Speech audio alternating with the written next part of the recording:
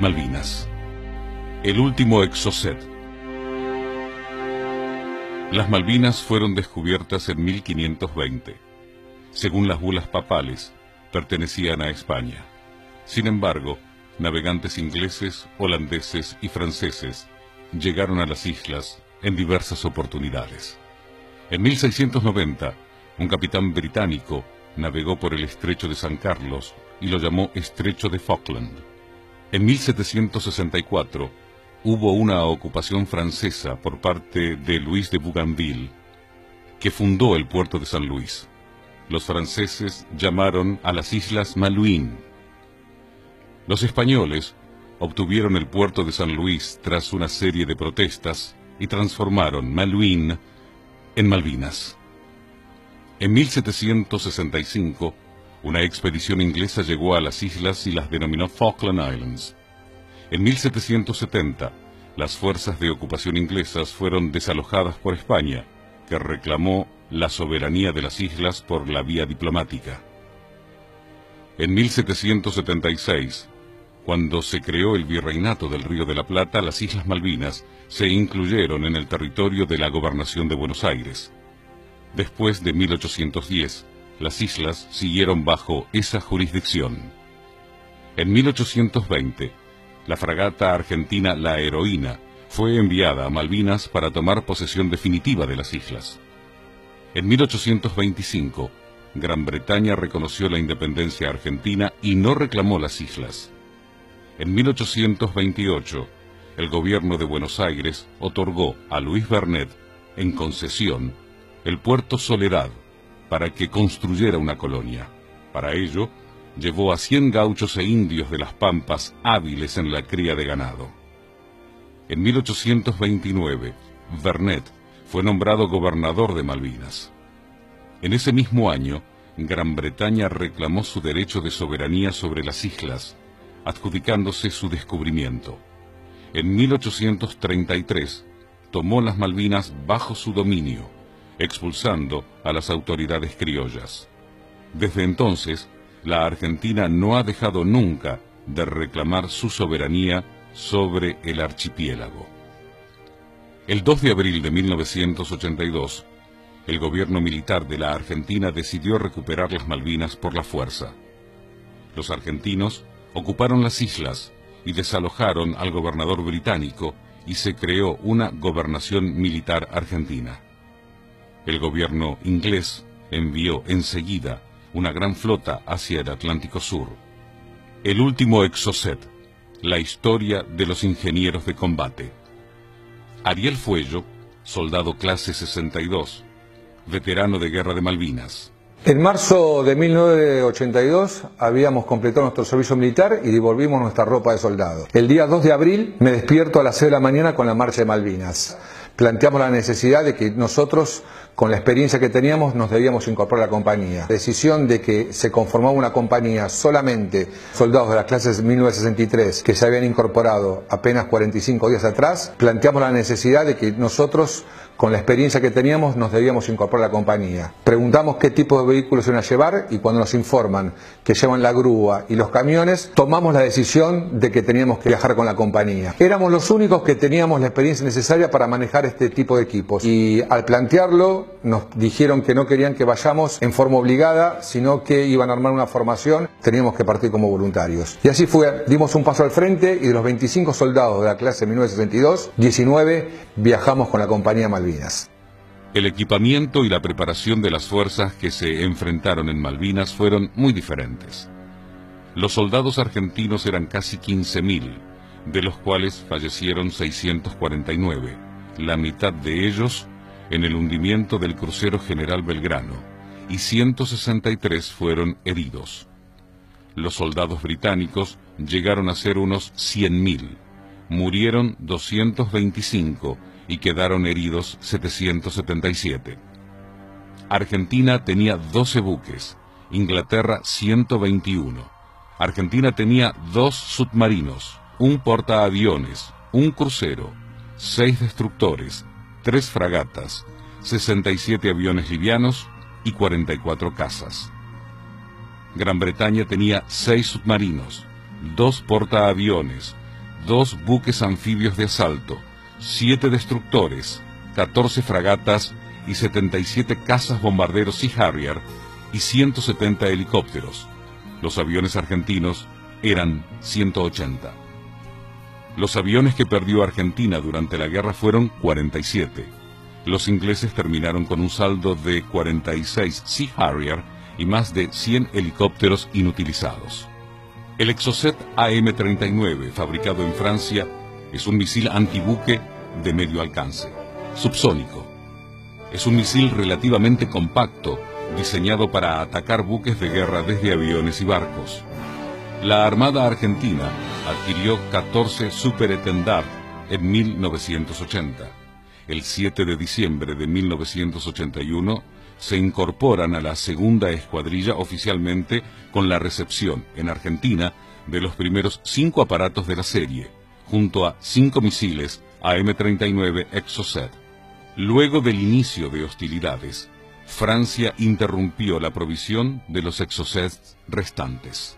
Empezamos a trabajar duramente durante los meses de abril, minando las playas de los posibles desembarcos de la flota inglesa que ya había partido desde Gran Bretaña apenas 3 días después de nuestra recuperación de las islas. Y a partir del día 30 de abril, cuando habíamos terminado de bajar los elementos de combate que traíamos arriba del buque Formosa, se produce al otro día, el 1 de mayo, el primer bombardeo, que fue a las 4:30 de la mañana de los aviones Vulcan. A las primeras horas de la madrugada del 1 de mayo de 1982, una escuadra de aviones Vulcan se acerca a Malvinas con la intención de bombardear el aeropuerto.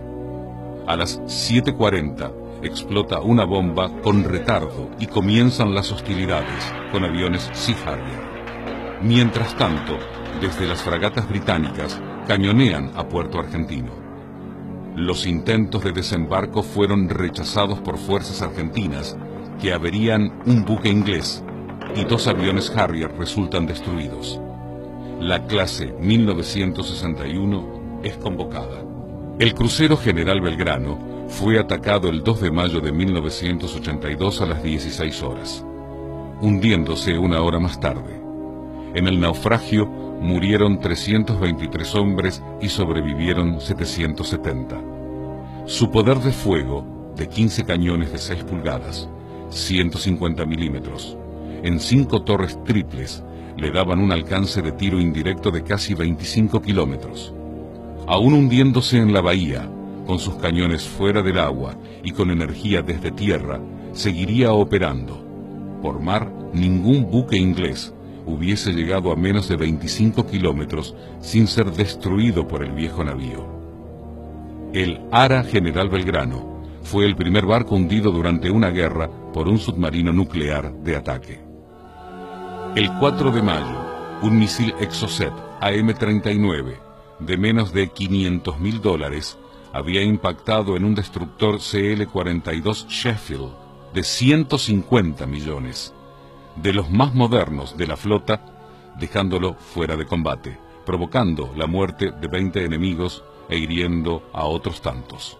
La Armada Argentina decide efectivizar un plan de estudio, llevar 2 Exocet MM-38 a las islas para tener poder de fuego disuasorio para la flota británica. Nuestra función en Malvinas era mantener todos los vehículos en movimiento. El 25 de mayo nos informan que la grúa PIH Omega había salido de servicio. La revisamos y tenía quemado el burro de arranque.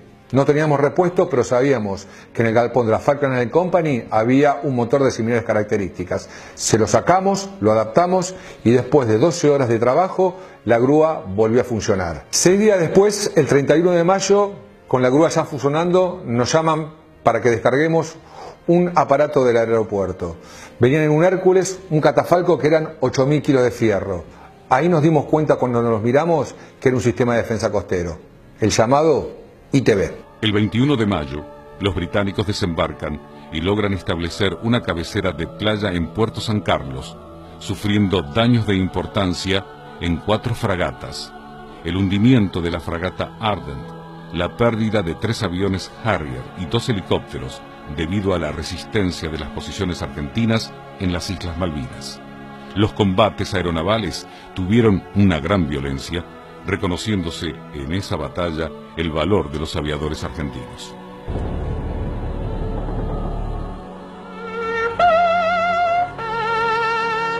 El 25 de mayo de 1982 es el día que la aviación argentina se cubrió de gloria. Los pilotos de la Fuerza Aérea y la Armada averiaron a 3 fragatas misilísticas y hundieron al transporte pesado HMS Atlantic Conveyor y hundieron al destructor HMS Coventry, asestando un duro golpe a la fuerza invasora británica. El ataque fue una verdadera hazaña. Los aviones argentinos no tenían protección antimisiles e igualmente lograron dejar fuera de combate a los elementos más letales con que contaban las fuerzas británicas. Sumada a esta derrota naval, la aviación inglesa ataca Puerto Argentino y pierde 3 Sea Harrier. El día 30 de mayo de 1982 quedará en la historia de la aviación mundial. Luego del hundimiento del HMS Atlantic Conveyor, quedará solo un Exocet AM-39, la última oportunidad de golpear a la flota con esa herramienta. El ataque al Invencible se visualizó perfectamente en sus consecuencias, porque nosotros visualizamos en la pantalla que algo raro estaba pasando por el movimiento distinto que existía hacia el lugar donde estaban los buques. Ya no todos convergían hacia el lugar de donde salían, sino que convergían hacia otro punto. Los Harrier que estaban en vuelo eran recuperados en otros puntos que a nosotros nos producía el desconcierto de decir, ¿qué pasa acá? Acá veo que el misil se desprende. Yo nunca había visto lanzar un Exocet, o sea, para mí los misiles se lanzaban como los que tirábamos nosotros, aire-aire, que salían desde la lanzadora, pero este era distinto, este se desprendía completamente inerte y por caída libre, y unos metros abajo del avión prendía el motor cohete y salía el misil hacia adelante. Los Super en este punto regresan hacia Río Grande, se terminaba su misión acá, ellos ya no tenían más nada que hacer. Nosotros seguimos volando atrás del misil, atrás de la estela. Unos instantes después de que desaparece el misil en el horizonte, en el mismo horizonte y en el mismo lugar donde desaparece el misil, aparece la silueta de un barco, de un buque, totalmente distinta a la silueta de un buque normal.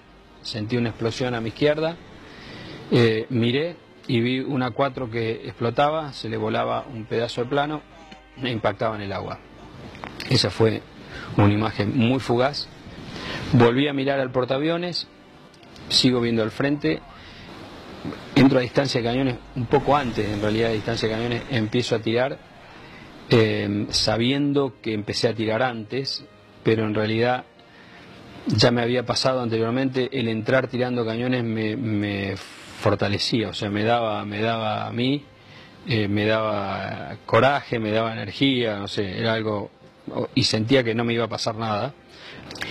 Y cuando estuve encima, el portaaviones estaba totalmente cubierto de humo, de la mitad para abajo era todo humo. Estaba lleno de humo, estaba envuelto en humo. Mi altura de vuelo era entre la pista y el agua, la pista del portaaviones y el agua estaba en la mitad, y el portaaviones lo agarro desde atrás. O sea, el portaaviones estaba yendo en la misma dirección que yo estaba atacando. Así que le tiro mis bombas en la popa, parte de atrás, y como estaba muy cerca y no pude salir por arriba porque era muy grande y muy alto, hice un viraje a la derecha y le pasé por todo el lateral derecho al portaaviones. Viré a la izquierda y puse rumbo de escape. Los misiles MM-38 habían sido diseñados para ser lanzados de buque a buque. Los tuvimos que engañar y recrear las condiciones para poder ser lanzados de tierra. Nuestra función era montarlos por la noche y desmontarlos a primera hora para poder ocultarlos de los ojos ingleses. Cuando arriban los Exocet y preguntamos de qué manera se lo había preparado, nos informan del engaño que necesitaba el misil para poder ser lanzado. Tuvimos la certeza de que iba a funcionar, a pesar de la complejidad que se produjo en el primer lanzamiento, que fue el día 1 de junio. Lo armamos por primera vez Iba a ser el primer lanzamiento que se iba a llevar a cabo a partir de las 2 de la mañana. Lamentablemente este lanzamiento fue fallido por falla de uno de los componentes del sistema. Lo volvimos a desarmar a las 4 de la mañana y el sistema quedó inoperativo durante 4 días. No había más misiles en las islas. Ese primer lanzamiento errado generó la revisión de todo el sistema. Y como no podía ser de otra manera, el componente que falló en el primer lanzamiento del Exocet fue un componente inglés y no teníamos reposición. Nos pusimos a buscarlo junto con la gente de la Marina en toda la isla y justamente el sistema de defensa antiaéreo SEACAT, que era de origen inglés, tenía un kit de repuesto donde pudimos encontrar el componente que había fallado en el primer lanzamiento. Para engañar el misil hubo que construir 4 sistemas que imitaran lo que el misil tenía dentro del barco. El primero era la rampa de lanzamiento a 35 grados para que una vez que despegue el misil tenga la altura necesaria para poder nivelarse contra el mar. El segundo elemento era la energía eléctrica, que se suplió con un grupo electrógeno Siemens de origen alemán de 1945.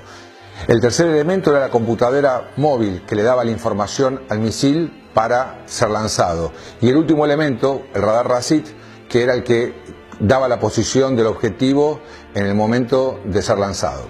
Y tenía un alcance máximo de 30 kilómetros. Más allá de que el misil tenía una distancia posible de disparo de 40 kilómetros, nuestra limitación era de 30 kilómetros por el alcance de este radar móvil. A partir de ese día, los ingleses sacan un helicóptero simulando ser un barco para traer algún disparo de misil. No había misiles en la isla, por eso el helicóptero voló 4 días y no recibió ningún tipo de impacto. Recién el 8 de junio llega un nuevo juego de misiles, pero los barcos no se ponían en nuestra ventana de fuego. Ese día 12 de junio el radar marcaba la distancia de 29,960. Rápidamente cargan la información de esa distancia, pero había que transformarla. El radar RASIT nos informaba la distancia en metros, pero al misil había que cargarle la información en grados. Con una tabla de conversión rápidamente se convierten esos metros a grados y se le pasa la información al misil. El misil trabaja captando esa información y devolviéndola para verificar que el destino es el correcto. Una vez que se verificó esa información, se le dio lanzamiento y el misil voló a 900 kilómetros por hora.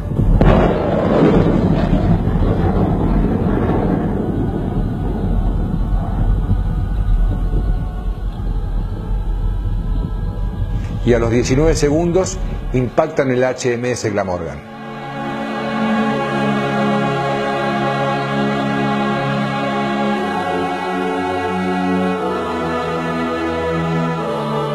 Esta es la primera vez en la historia que un buque es alcanzado por un misil lanzado desde tierra. El jefe de sistema, el 14 de junio, decide volarlo. Su jefe le pregunta: ¿los ingleses tienen misiles Exocet? Sí, entonces no lo vuele. Que vean la capacidad argentina para innovar y poderles pegarles desde tierra a un buque en alta mar. Después del fin de hostilidades el 14 de junio, los ingleses, al encontrar nuestro sistema ya no operativo, decidieron copiarlo, mejorarlo y patentarlo con el nombre Excalibur. Hoy se encuentra en Gibraltar y en la República de Chile. Resolución de la ONU, ampliación del territorio de la Plataforma Continental Argentina. El 11 de marzo de 2016, la Organización de las Naciones Unidas dio lugar al reclamo iniciado en 2009 por el Estado argentino y aceptó la ampliación del 37% de la plataforma continental en el Atlántico Sur. Los nuevos límites fueron aprobados por la Comisión del Límite Exterior de la Plataforma Continental de la ONU, integrada por 21 expertos internacionales dentro de la Convención sobre el Derecho del Mar. El 1.700.000 kilómetros cuadrados recién reconocidos como territorio argentino se suman a los aproximadamente 4.800.000 kilómetros cuadrados que ya integraban la Plataforma Continental Argentina. La ONU ha tomado el caso argentino como un leading case, es decir, un punto de referencia, ya que es la primera vez que un país emplea todos los recursos disponibles para demostrar los límites de su territorio.